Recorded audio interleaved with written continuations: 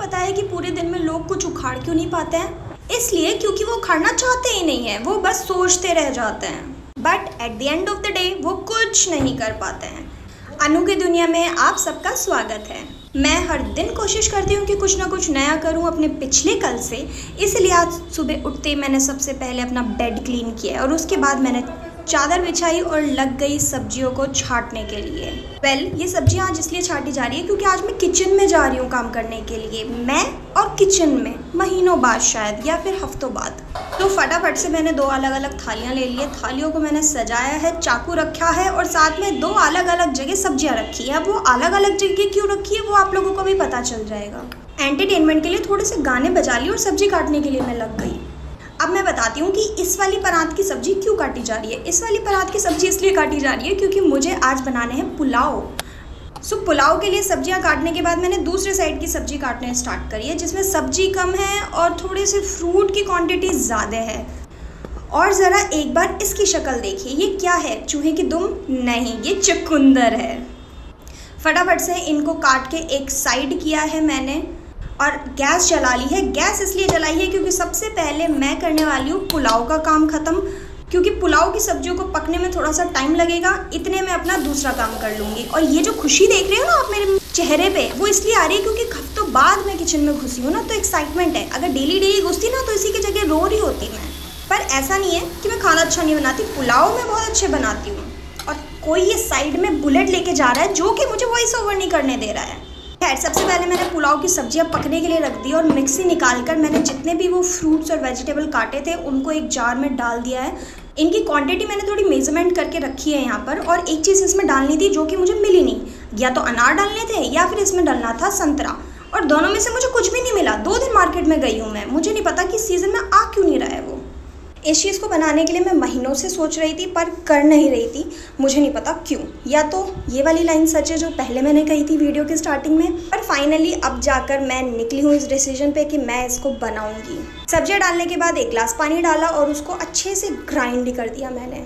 और अगर आप ध्यान से देखें तो आप देख सकते हो कि कितना रेडिश कलर हुआ है। ये रेडिश कलर चुकंदर की वजह से हुआ है एक्चुअल में। ग्राइंड करने के बाद एक कढ़ाई ली। कढ़ाई में मैंने कॉटन का दुपट्टा लिया है, मुझे कपड़ा नहीं मिला तो मुझे मम्मी का साफ़ दुपट्टा लेना पड़ा। और इस दुपट्टे के अंदर मैंने जितना भी ग्राइंड किया था मटेरियल उसको अच्छे से इसके अंदर डाल दिया है। पर मम्मी को पता चल गया ना कि मैंने इस काम के लिए उनका दुपट्टा लिया है, तो आज मेरी खैर नहीं है, वो तो फिक्स है। वैसे ये कलेशी काम मैंने इस टाइम इसलिए किया है क्योंकि इस टाइम मम्मी है नहीं, मम्मी गई हुई है अपनी शॉप पे, इसलिए मैंने थोड़ा कलेशी काम कर डाला। अब आप लोग सोच रहे होंगे कि ये चीज़ है क्या जिसका मैं नाम नहीं ले रही हूँ। ये एक तरह का ड्रिंक है। हाँ, आपने बिल्कुल सही सुना है। यस, ये एक तरह का ड्रिंक है। इसको मैं मॉर्निंग में पीना स्टार्ट करूँगी अब से। इससे फेस पे ग्लो आता है, हेयर्स हेल्दी रहते हैं, गट हेल्थ अच्छी रहती है एंड ऑल ओवर बॉडी के लिए ये काफ़ी अच्छा होता है। अब ये इतना अच्छा होता है कि नहीं होता है वो तो मुझे पीने के बाद ही पता चलेगा, तो इसलिए पहले ये सारा प्रोसेस करते हैं, उसके बाद पीती हूँ और उसके बाद बताती हूँ आप लोगों को कि कैसा रिजल्ट देता है ये। तो अच्छे से ग्राइंडर वाली चीज़ को मैंने इसमें डाल करना सारा इसका पानी अच्छे से निचोड़ दिया है, जितने अच्छे से मैं दम लगा के निचोड़ सकती थी, क्योंकि अगर ये चीज़ अच्छे से ना करो तो मटेरियल के अंदर पानी रह जाता है। इसी सारे प्रोसेस के बीच में एक कांड हो गया। पता है वो कांड क्या है? जब मैं इसे दबा रही थी तो सब बाहर निकल गया और मम्मी की चुन्नी फट गई। शिट, मेरी लंका लगने वाली है, ये बात तय थी। तो इसीलिए उस सारी चीज़ को साइड में रख के मैंने अपने पुलाव पे थोड़ा सा ध्यान दिया। इसमें चावल डाले, इसको अच्छे से मिक्स आउट किया और ऊपर से मैंने इस पर डाल दिया थोड़ा सा धनिया। उसके बाद इसे ढककर मैं वापस चली गई अपने कलेशी काम पे। याद है कल मैंने कहा था कि मैं आइस क्यूब ट्रे लेने जा रही हूँ, बट आइस जमाने के लिए नहीं। यस, ये इसी चीज़ में काम आने वाली है। तो मैंने धो धाकर इसको बढ़िया तरीके से सेट कर लिया और उसके बाद लेकर चमचा और उसमें सारे में इसको फिल इन कर दिया मैंने। अब आप सोच रहे होगे कि मैंने तो कहा था ये ड्रिंक है, तो फिर इसे मैं पीने की जगह जमा क्यों रही हूँ? पता चलेगा, पर कल पता चलेगा। तो इन सब को मैंने एक एक करके फ्रीज में रखना चालू कर दिया है। और साथ में जो मोटा सा मटेरियल बचा था ना, उसको मैंने एक ग्लास में रखकर उसमें हल्का सा पानी डाल के उसको भी जमा दिया कि इसको भी वेस्ट कैसे जाने दूँ, मेरे पैसे का है भाई। तो इतना हार्ड काम निपटाने के बाद मैं नहाकर रेडी हो गई। रेडी इसलिए हो गई क्योंकि मैं बहुत ज़्यादा लेट हो गई थी इन सारे काम के चक्कर में अपने शॉप पे जाने के लिए। और मेरे पास क्लाइंट्स की अपॉइंटमेंट ऑलरेडी बुकड होने लग गई थी। तो इसलिए फटाफट से मैं उतरी स्टेशन में घर से, और घर से मैं सीधा पहुंची अपने सेंटर पे।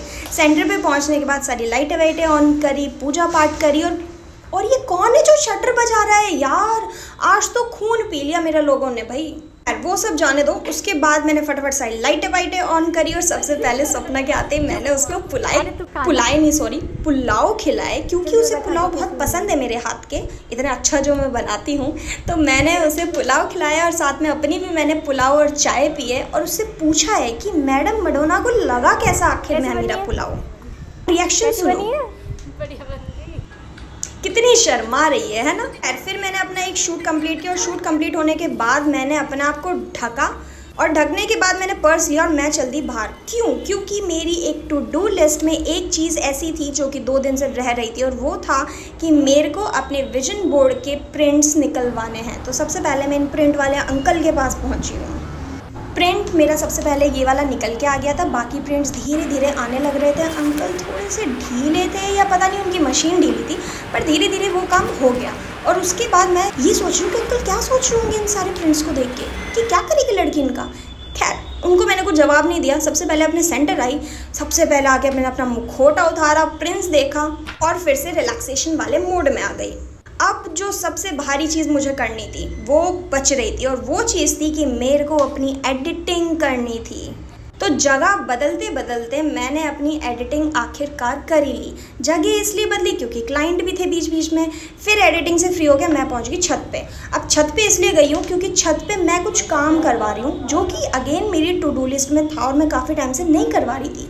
शायद इसलिए क्योंकि उसमें खर्चा होना था, या फिर इसलिए क्योंकि मुझे नहीं पता, मैं नहीं करवा रही थी। पर फाइनली फिर मैंने डिसाइड किया कि नहीं, ये काम बहुत ज़रूरी है, करवाना है।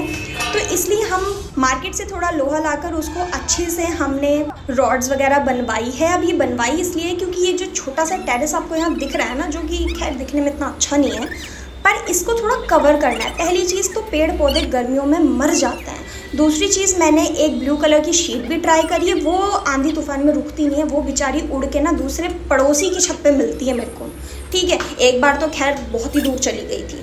तो इन सारे झंझटों से बचने के लिए मैंने परमानेंट इलाज करवाया है इस बार। तो ये लोहे की रॉड खड़ी होंगी सीमेंट में डलकर, और इसके ऊपर फिर मैं थोड़ी ग्रीन वाली शीट लगाने की सोच रही हूँ। तो इन सारे कारनामों में मेरी हेल्प हमेशा पापा ही करते हैं, क्योंकि भाई पापा तो ऑल इन वन है भाई। आर्मी वाले के यही सबसे अच्छी बात है, कुछ ही करा लो, सब करने के लिए रेडी है, मिस्त्री की भी ज़रूरत नहीं है इनको। तो इसलिए भाई पापा तो नंबर 1 होते हैं।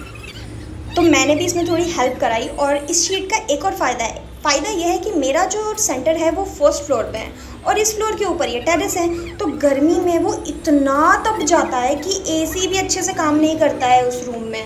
इतनी गर्मी हो जाती है, अगर 2 सेकंड के लिए भी एसी बंद किया ना तो फूक जाता है वो रूम।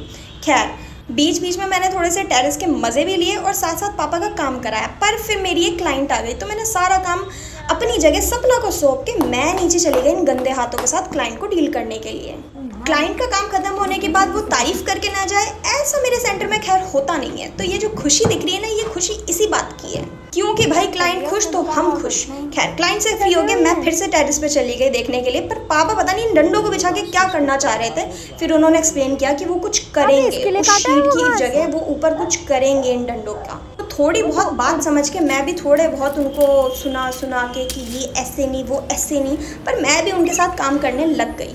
क्योंकि भाई कुछ भी हो, भले ही पापा करवा रहे हैं, पर काम तो मेरा ही है, मुझे तो थोड़ी बहुत हेल्प करनी ही पड़ेगी, और शायद करनी ही चाहिए।